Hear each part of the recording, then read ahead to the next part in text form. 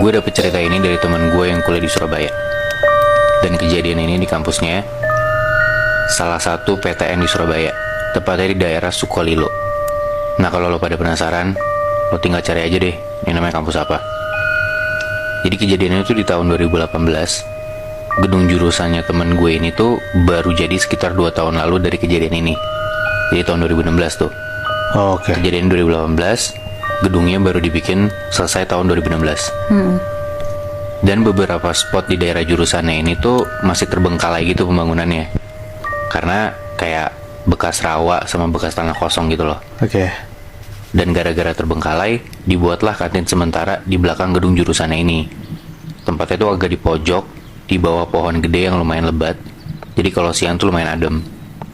Nah, nggak jauh dari kantin sementara ini ada gedung genset. Kantin sementara ini tuh bisa dibilang lebih mirip kayak gubuk gitu. Rangkanya tuh dibuat pakai kayu dan atapnya tuh pakai terpal plastik biru yang bisa dipakai buat alas tenda. Jadi kayak rada-rada pecel lele gitu kali ya. Iya, iya. Dan kalau malam tuh bener-bener gelap karena nggak ada lampu di situ. Begitu juga si gedung genset ini yang ada di dekat si kantin sementara itu. Gedung genset tuh gedung listrik gitu kan maksudnya? Iya, mau jadi kayak ada satu bangunan yang ya nggak segede gedung juga sih mungkin ya.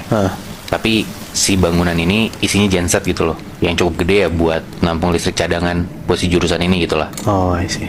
Nah, kejadiannya itu terjadi sekitar jam 2-an malam. Nah, jadi di malam itu anak-anak itu lagi ngadain kayak acara syukuran gitu, karena ada angkatan yang mau wisudaan. Jadi emang mereka sering bikin acara syukuran ini gitu loh. Oke.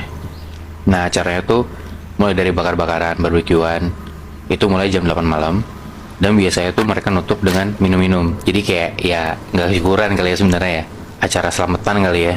Ini tuh acaranya kayak di belakang gedung kampus, kayak ada space gitu loh. Dan emang tempatnya nggak deket dari si kantin sementara ini. Oh. Nah, jadi singkat cerita, setelah acara selesai, banyak yang udah pulang dan si gedung jurusan ini udah mulai sepi. Ada satu cowok, sebut aja namanya Aldi. Dia tuh ke toilet mau pipis.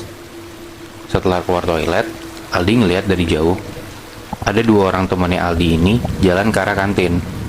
Nah, kantin sementara yang tadi gue bilang itu tuh arahnya berlawanan banget sama tempat acara mereka. Jadi kalau misalkan dari toilet, kalau lo mau ke acara tempat syukuran ini, itu tuh ke arah kanan. Tapi kalau ke kantin yang sementara, itu ke arah kiri, ngelewatin gedung genset juga. Jadi kayak ya gampangnya di ujung misalnya tempat acaranya, terus kayak di tengah-tengah area jurusan itu toilet, terus kalau misal lo kiri itu ya tadi gedung genset, habis itu di ujungnya kantin gitu. Nah, Aldi tuh coba ngikutin teman-temannya dari jauh. Dia coba panggil-panggil tuh 2 temennya dan gak nyaut. Terus Aldi mulai rada jalan cepet buat ngejar 2 temennya ini. Aldi ngelewatin gedung genset dan dari jauh Aldi ngeliat 2 temennya itu belok ke arah tempat kantinnya itu, kantin sementara.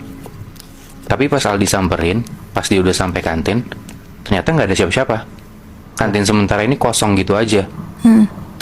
Ngerasa ada yang nggak beres, Aldi langsung balik arah tuh. Dia buru-buru ke tempat acara syukuran. Di situ dia mulai deg-degan, udah mulai takut tuh dia. Mana kampusnya udah gelap juga kan. Tapi waktu mau ngelewatin gedung genset, Aldi kaget banget. Sampai dia diam terpaku. Aldi tuh shock banget. Karena dia ngelihat di depan gedung genset ini, jauh di depan dia ngelihat ada sosok mirip banget sama diri dia sendiri. Persis sama kayak dia, pakaiannya pun sama. Kemeja biru sama celana jeans. Tapi bedanya, sosok ini tuh mukanya lesu dan pucat. Dan sosok ini tuh ngeliatin Aldi dengan tatapan kosong.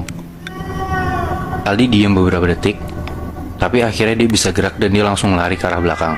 Aldi coba cari jalan lain, karena harusnya kan ngelewatin genset itu dong. Tapi karena dia ngeliat sosok itu, akhirnya dia muter tuh agak jauh buat ke tempat acara yang dia itu, ngelewatin kantin sementara lagi. Dia lari kenceng banget. Tapi pas Aldi ini ngelewatin kantin sementara itu, di dekat kantin itu kan ada pohon lebat yang gue bilang tadi kan. Di situ Aldi ngeliat di pohon itu ada orang malam-malam jam 2 pagi meluk pohon besar ini. Dan mukanya si orang ini tuh nempel sama si pohon. Kayak lu bayangin Muinat, ngapain kan jam 2 pagi orang melukin pohon besar gitu. Mana kampusnya juga gelap banget. Aneh banget kan? Lagi mabuk kali, Bi. Nah, Aldi juga mikir gitu awalnya. Tapi nggak lama, Aldi tuh ngeh kalau orang yang melukin pohon ini, baju dan celananya itu persis kayak baju dan celana dia. Anjir.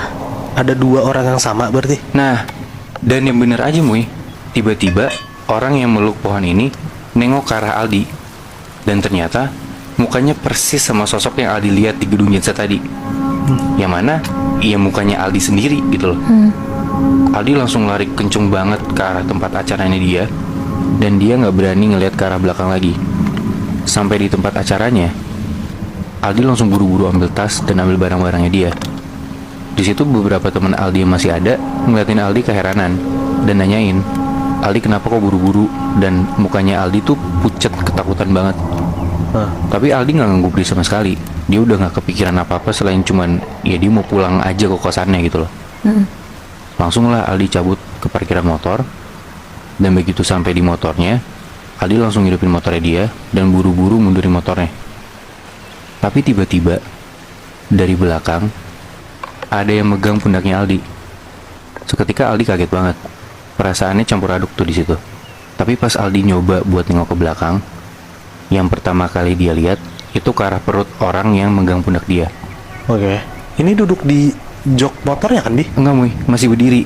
Oh. Dan benar aja, baju orang ini kemeja biru dan celana jeans masih sama persis kayak baju yang Aldi pakai malam itu. Tapi pas Aldi ngeliat ke atas, dia udah nggak lihat muka yang mirip sama muka dia lagi. Kali ini dia ngeliat sosok yang megang pundak dia itu mukanya nggak berkulit, daging semua. Bola matanya keluar hampir mau copot, dan dari pipinya sosok ini tuh keluar nanah banyak banget. Terus si sosok ini ngomong, "Nebeng dong, aku mau nginep di tempat kamu." Nah, gara-gara itu Aldi tuh langsung gak pakai pikir apa-apa. Dia langsung gas motornya kenceng banget sampai gak ngerem sama sekali, saking takutnya. Sampai akhirnya Aldi ini berhasil masuk ke dalam kosannya dan langsung kunci kamar kosannya dia. Dan setelah kejadian itu, Aldi tuh sempet 3 hari gak masuk kampus gara-gara masih trauma. Tapi temen gue bilang, kata orang-orang di kampus itu, di antara area kantin sementara sama genset itu emang kayak rame, dan penunggu-penunggu di sana tuh sering show off nunjukin diri mereka gitu loh. Dan kalau lo masih pada penasaran nih kampus apa, kalau yang dari gue denger ya, kampus ini tuh terkenal banget sama salah satu sosok penunggu di kampus ini, yaitu hantu tanpa kepala. Oh. Tapi berarti hantunya tuh suka nyerupain orangnya itu ya? Nah, gue nggak tahu Nat, apakah emang sering si sosok ini nyerupain orang atau enggak ya. Tapi emang bener-bener banyak penunggu di sana gitu loh. Gue mau ceritain lagi tentang Yang Aldi lihat pengalaman berarti KKN bukan salah satu pendengar hantu yang paling terkenal di kampus itu kan, Bi? Jadi kita sebut Bukan aja sih, Muy. namanya ini Mira ya. Anjing, kalau misalnya hantu Mira tanpa KKN kepala di Aldi yang lihat, Sumatera gila ya. selama 40 Wah, hari. gue nggak kebayang sih Muy. Di situ minggu pertama Apakah tuh ngeliat dia hantu ngerasa kepala normal-normal buntung tuh aja. bakal lebih serem Sampai dari apa yang akhirnya Aldi lihat malam masuk ke itu? minggu